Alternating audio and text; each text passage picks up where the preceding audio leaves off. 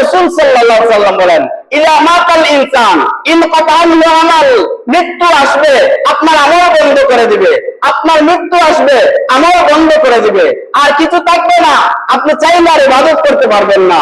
মৃত্যু হয়ে গেলে আপনি চাইলেই আর নামাজ পড়তে পারবেন না, চাইলেই রোজা রাখতে পারবেন না, চাইলেই আপনি ইবাদত বন্দী করতে পারবেন না।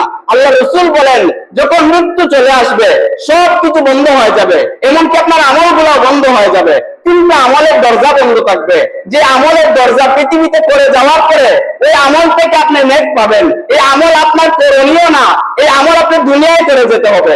আপনি যে এই আমলগুলা আপনি রাস্তা করে না যান, আপনার আমল বন্ধ থাকবে, কিয়ামত পর্যন্ত তো বন্ধ হয়েছে, বন্ধই থাকবে।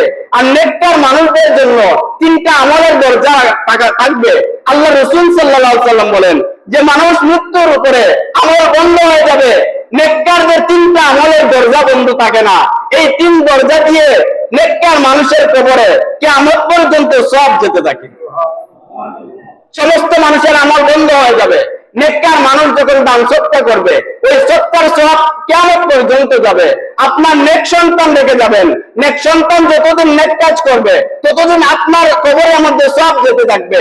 আপনি ইলম অর্জন করবেন, মানুষকে শিখায় যাবেন, যতদিন আমল করবে ততদিন পর্যন্ত আপনার কবরে আমল যাবে, আপনার সব যেতে থাকবে।